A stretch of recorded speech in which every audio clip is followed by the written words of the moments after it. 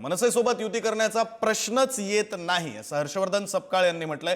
मनसे India अलायन्सचा घटक नसल्यानं युती शक्य नाही असं सपकाळ यांनी म्हटलं। इंडिया अलायन्समध्ये जाण्याच्या अनुषंगानं मनसेचा कुठलाही प्रस्ताव नाही असंही हर्षवर्धन सपकाळ यांनी म्हटलं। मनसेसोबत घ्यायचा का, कशा प्रकारचं राहणार आहे, स्वबळावर लढणार आहे की महाविकास आघाडी, कशा प्रकारचं समीकरण एकूण राहणार आहे? भारतीय राष्ट्रीय काँग्रेसनी या संदर्भात जिल्हा स्तरावर निर्णय घेण्याचे अधिकार हे देण्यात आलेले आहे आणि त्या अनुषंगानं साधक बाधक स्वरूपाची चर्चा सुरू झालेली आहे। येणाऱ्या 12 तारखेला पार्लमेंटरी बोर्ड लावलेलं आहे। पार्लमेंटरी बोर्डात तशा प्रकारचे सर्व प्रस्ताव हे राज्य स्तरावर येतील।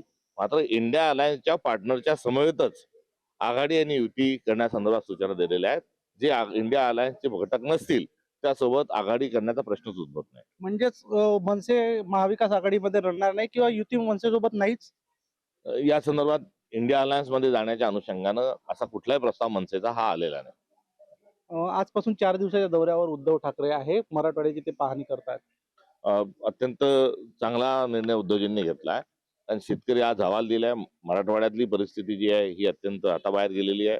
मागच्या आठवड्यामध्ये काँग्रेसचे खूप मोठे मोठे आंदोलनं त्या ठिकाणी झाले, कार्यक्रम त्या ठिकाणी झाले आणि अशा परिस्थितीत शेतकऱ्यांना दिलासा देण्याच्या अनुषंगानं जर उद्धवजी तिथे जात असतील तर हे अत्यंत स्वागतार्ह बाब आहे।